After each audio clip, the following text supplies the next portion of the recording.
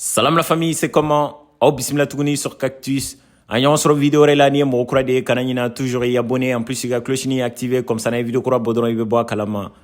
Bon ina fois bien bala titiri kono to mi bien mercredi donné le 21 septembre 2022. Amna baroke Ukraine Russie ga mangande ka. Alors les gars sans vous mentir ne était bantoko fo ilani kele ina ni watina parce que Ukrainiens ont à côté la occidentaux be ga continuer ku pousser ka kele ke minani war duma wala sa wa continuer ka kele ke uga président bora ka ira ka fokale déterminer lendo ka kele ke ko la pe ko matin blin fuka dugukolo nu be mine ka faru yere kan wakati kele ina irisu fene ka président Vladimir Poutine bi mercredi don sogoma bora ka déclaration do ke ka ira ka foko ube fe ka référendum ke référendum ye muye ube fe ka vote ke Ukrainiens ko dugukolo munu be mine ka segi u yere ma donc ube fe ka vote ke ni yen dugukolo mo sona ma ka foko dugukolo nga rattaché Russie la c'est-à-dire ko ka dugukolo fara irisu kan u b'a fara u yɛrɛ ka jamana kan wala o bɛ kɛ irisiw ka dugukolo ye o bɔlen fɛnɛ kɔfɛ a tilala ka kuma mobilisation partielle fɛnɛ kan minnu tɛ mobilisation partielle dɔn u bɛ fɛ k'u ka réserviste dɔw de lawuli suw ka président y'a yira k'a fɔ k'u bɛ fɛ k'u ka sɔrɔdasi dɔw lawuli c'est-à-dire u ka kɛlɛkɛcɛ dɔw lawuli ka taa fara u ka sɔrɔdasiw kan walasa ka kɛlɛ kɛ Ukrainiens contre la wagati min na a bɛ fɛ k'a fɔ ko Ukrainiens ka sɔrɔdasiw bɛ ka avancer u bɛ ka persécuter ka dugukolo dɔw minɛ irisiw y'a décider ka na ni renfort ye ka bɔ Russie kɔnɔna la. Donc amena je go de débriefer on fait une vidéo konna la o bolen fene ko fe risu ka président Vladimir Poutine baga bado ke c'est-à-dire ay kangar bado da otamo ye ka foko kelege mina munu bu bolo no ga bombe nucléaire ni fen ye ko ni sekeru ka jamana ma ou soit nu sekeru ka jamana kono don ma domi kuba utiliser bloc fo itala amena je ko déclaration de débriefer on fait une vidéo konna la comme d'habitude yani ya vidéo flayba cliquer ni bouton kan wala sa ka fanga di vidéo ma c'est parti pour la vidéo.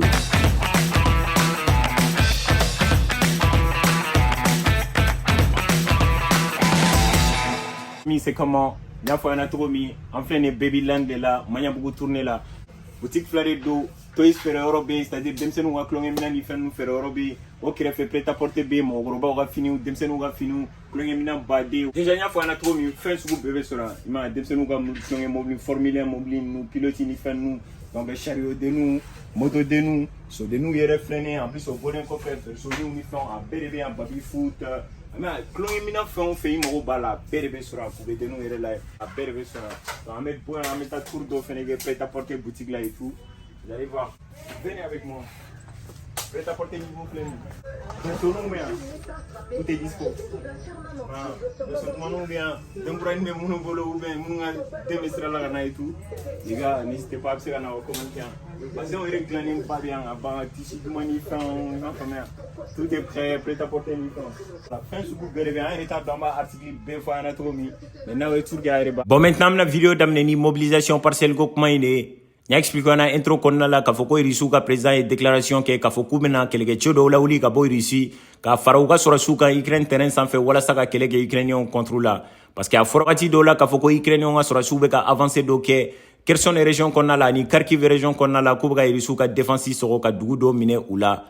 wati kelen 600 irisu ka teleso sans fait ou ye débat do ke ka ira ka foko Conjoint de la Russie a décidé que mobilisation générale que monute mobilisation générale donc c'est-à-dire qu'on sera sous Belaouli kata Ukrainiens kama ka soroka keleke ka Ukraine ko bampe ou yere ga kumala Vladimir Poutine ka porte-parole no et Dmitry Peskov ye ale bora ku jabi ka ira ka foku te mobilisation générale ke ka foku tu ka sora sous be mobiliser ku blagata Ukraine konna la o bolen fene ko fe Vladimir Poutine ka to déplacement na Ouzbékistan journaliste ou ni ngali ka ku ale fene u jabi tene ka ira ka foko o tu ka sora sous Belaouli ou ka sora si mu me terrain sans fait kele damne wati la ou contrat misien ka foko sora si akem beta Ukraine kono o sora si u de be ou ka continuer ka du golo mine o lu ba don o preselente ou be muko ou bo soro Ukraine kono donc ambe balum ni wati na ayre ka déclaration kono soma daina ayira ka fo kubena mobilisation partielle doke donc mobilisation partielle ni mobilisation générale te kelen mobilisation partielle na u bena essayer ku ga réserviste do de lawuli u tunu ga armée mo lawuli mais u ga kelege che munu be c'est-à-dire u ga jamana kono de munu be munu ye formation militaire ke u fara lente armée mo kande mais u ye formation militaire de ke u kelen na fo ko sorasiu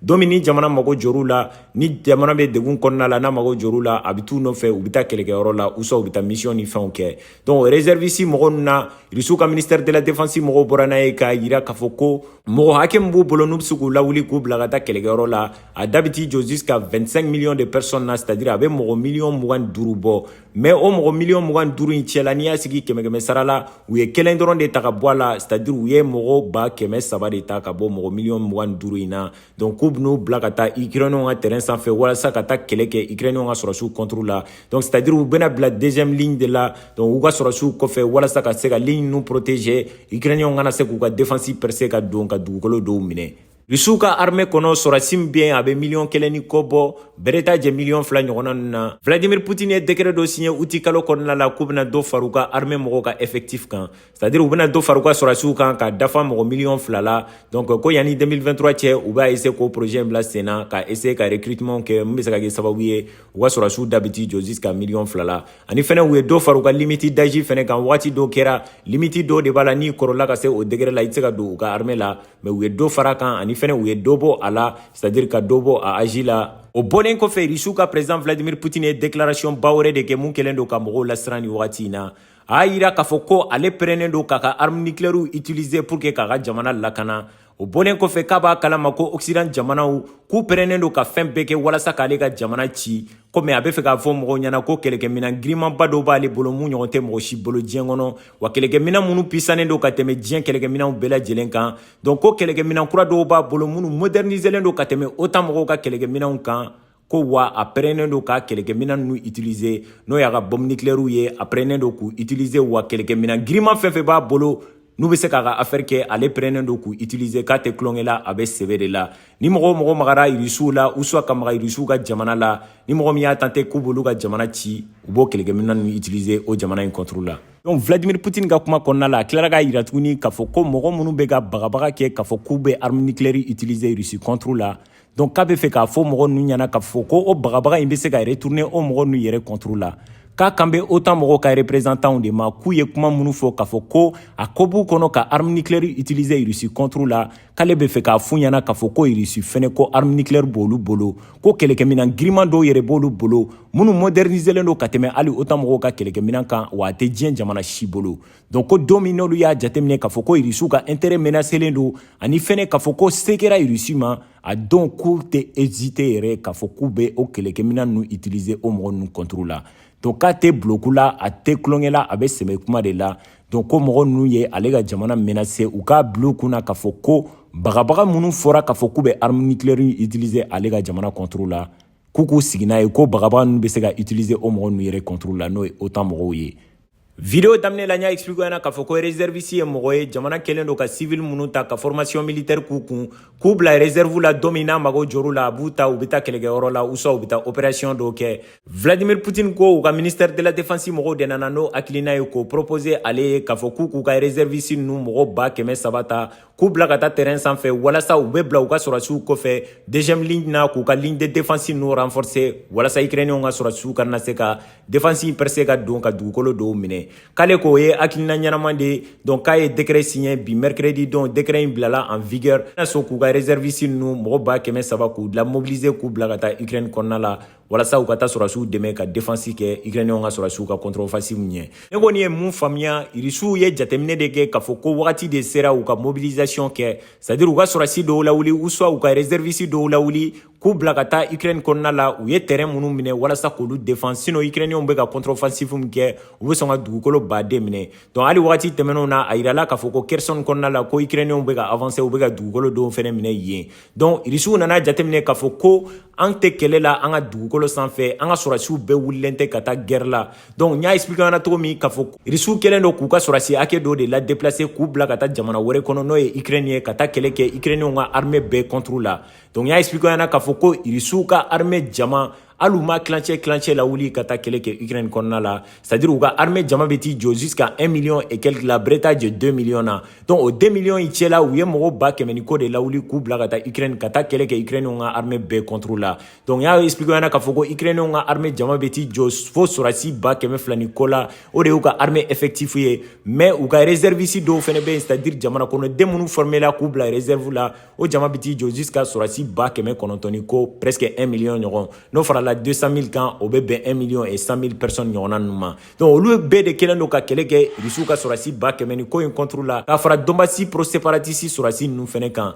Donc olu de bɛ ka kɛlɛ kɛ o yɔrɔ la. Donc Rusiw m'u ka sɔrɔdasiw bɛɛ mobiliser u ma mobilisation générale kɛ ni wagati in na u ye mobilisation partielle de kɛ. U kɛlen don ka formation kɛ civil minnu kun n'u bɛ se ka kɛlɛ kɛ u bilalen don réserve la k'a fɔ ko don min ni jamana mago jɔr'u la u b'u ta k'u bila ka taa u ka mission na. Donc o mɔgɔ ninnu de taara sɔrɔdasi 300,000 donc k'u bɛna taa fara u ka sɔrɔdasi 100,000 ni ko in kan minnu bɛ terrain sanfɛ. Donc Rusiw ka ministère de la défense ka porte-parole bɔra n'a ye k'a jira k'a fɔ ko kɛlɛ in daminɛnen 24 février ka n'a bila bi la u ka sɔrɔdasi 5000 ni ko de sara. Bon, o bɔlen kɔfɛ Vladimir Poutine ka déclaration in kɔnɔna la fɛnɛ an bɛna kuma référendum de kan. A tilala k'a yira tuguni k'a fɔ ko jumadon min bɛ nalen u bɛna référendum daminɛ, c'est-à-dire parti 4 bɛ Ukraine kɔnɔna la, dugu 4 bɛ yen minnu minɛna Rusiw fɛ o dugu in a Rusikanfɔlaw de ka ca. Donc ko k'a ta vendredi don na u bɛna vote dɔ kɛ ka yen jamana kɔnɔdenw ɲininka k'a fɔ ko est-ce que u bɛ fɛ u ka jamana ka fara Rusi kan. Rusikanfɔla minnu bɛ Ukraine dugu 4 in na n'o ye Kherson ni Zaporizhia o ni Donetsk ni Lugansk ye n'u bɛ ka kɛlɛ kɛ u ka indépendance ko olu ka dirigeant yɛrɛ de bɔra n'a ye k'a yira k'a fɔ ko jumadon le 23 septembre ka taa bila le 27 septembre la k'u bɛna référendum dɔ kɛ, c'est-à-dire u bɛna vote dɔ kɛ ka yen jamana kɔnɔdenw ɲininka n'a sɔrɔ u bɛ fɛ dugukolo ninnu ka tigɛ ka bɔ Ukraine na ka fara Rusi kan. Donc a bɛ daminɛ vendredi don de. Parce que a bɛna fɔ yen Rusikanfɔlaw de ka ca a mɛnna depuis 2014-15 wagati ninnu na Donetsk ni Lugansk kɔnɔna la ani Kharkiv ninnu ni Kherson ni Zaporizhia ninnu ni Mariupol ninnu kɔnɔna la mɔgɔ baden de tun bɛ kɛlɛ la k'a fɔ ko président b'u kunna fanga la. Donc ani Rusiw man di olu dun ye Rusikanfɔlaw de a fɔra ko Rusikan tɛ fɔ u ka jamana kɔnɔ bilen baara tɛ se ka kɛ n'a ye u ka bureau kɔnɔna la bilen. O de la o mɔgɔ ninnu y'a décidé ka manifestation ni fɛnw kɛ k'a fɔ k'olu bɛ fɛ k'u ka indépendance ta. O hukumu de kɔnɔna la Ukrainiens fɛnɛ ka gouvernement min tun bɛ o wagati la u y'a décidé ka char ni fɛnw lawuli ka taa kɛlɛ kɛ mɔgɔ ninnu contre la a bɛ san 8 bɔ u bɛ ka bombe ni fɛnw bila ka taa jigin o population mɔgɔw kan Rusikanfɔla minnu bɛ Ukraine kɔnɔna la. Donc mo de ma diya Rusiw fɛnɛ u y'a décidé k'a fɔ ko olu dɔw de don u bɛ ka faga ninnu fɛ a mɛnna a bɛ san 8 bɔ Rusikanfɔla minnu bɛ Ukraine kɔnɔna la ka t'u libérer ka bɔ Ukrainiens ka régime bolo, c'est-à-dire Ukrainiens ka président kɛlen don k'u faga u kɛlen don ka t'olu de libérer o y'u ka mission dɔ de u ka opération in kɔnɔna la. U ye dugu 4 min fɔ ko o vote bɛna daminɛ à partir de vendredi don Occident jamanaw bɔra n'o ye Amérique ni Faransi ni ani Europe jamana caman bɔra k'a yira k'a fɔ ko hali ni référendum in kɛra olu t'a reconnu, c'est-à-dire hali n'a fɔra ko u sɔnna ma k'a fɔ k'u bɛ fara Rusiw kan olu tɛ jɛn n'a ye k'a fɔ ko dugukolo ninnu ko Ukrainiens ta tɛ bilen k'a farala Rusiw ka dugukolo kan. Et pourtant 2014 wagati la dugukolo dɔ bɛ Ukraine kɔnɔna la n'u b'a wele ko la Crimée, donc Sébastopol o minɛna ka fara Rusiw kan, Rusiw y'a annexé donc k'a fara u yɛrɛ kan. Donc n'o kɛra olu bɛɛ bɛ fara Rusiw ka dugukolo de kan, donc a bɛ bɔ Ukrainiens ta la bilen. Donc o kɛlɛ kɔni tɛ ban, peut-être Ukrainiens bɛ continuer ka bombe larguer ka taa yen ka obi ni fɛnw larguer ka taa u ka yɔrɔ la, missile ni fɛnw bila ka taa yen. Rusiw fɛnɛ bɛ continuer ka riposter. Mais ne dun b'a dɔn ni u sɔnna ma k'a fɔ ko dugukolo in bɛ fara Rusi kan a dɔn Rusiw bɛ sɔn ka t'u ka basiw sigi yen. N'o kɛra ni Ukrainiens y'a décider don o don k'a fɔ k'u bɛ kɛlɛ k'u fɛ, Rusiw bɛ sɔn k'u ka sɔrɔdasi 1000 mobiliser ka t'u ka base 1000 installer Kherson ni Donetsk ni Lugansk ni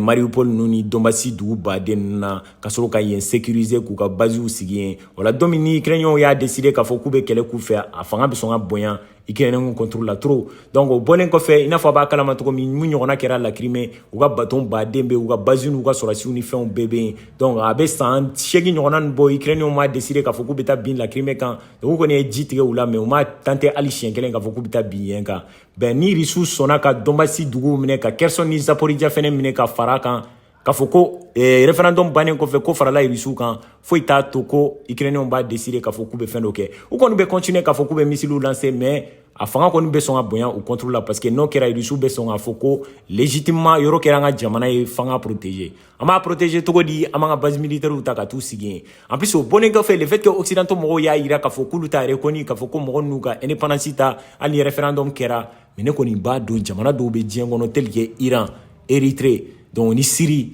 o ni jamana dɔw peut-être Chine fɛnɛ, Chine ta ye peut-être de, mais jamana dɔw kɔni bɛ diɲɛ kɔnɔ c'est sûr et certain, o ni Corée du Nord, o ni Iran nu, ani Palestine, je suis sûr et certain olu b'a reconnu k'a fɔ ko mɔgɔ n'u ka indépendance ta. An ka sigi k'a lajɛ don n'a nataw la a b'a fɔ ko cactus vraiment i ka analyse kun ɲana et tout. Donc référendum in bɛ kɛ vendredi don de n'a résultat bɔra n b'a lawba kalama réellement n'a sɔrɔ u jɛra n'a ye ou pas o bɔlen kɔfɛ a ka déclaration kɔnɔna la a insistera k'a yira k'a fɔ ko ouest mɔgɔw ouest o ye occidentaux de ye n'o ye européens ni américains ye donc k'u pɛrɛnnen don ka fɛn bɛɛ kɛ walasa ka Russie ci mais ale pɛrɛnnen don ka fɛn dɔ utiliser donc pour que k'a ka jamana lakana o fɛn ye mun ye o ye arme nucléaire de ye ala ka bɛɛ kisi o ma mais quand même a ka menace kɔnɔna la a yɛrɛ y'a yira ko c'est pas du bluff ko bluff tɛ ale bɛ ka kuma min fɔ ko tiɲɛ de don k'a pɛrɛnnen don k'a ka arme nucléaire utiliser u contre la n t'a dɔn n'a sɔrɔ a bɛ ka structure jateminɛ donc u bɔra k'a yira c'est à dire a ka déclaration ninnu kɔnɔna la décision bɛɛ bɛ ɲɔgɔn suit de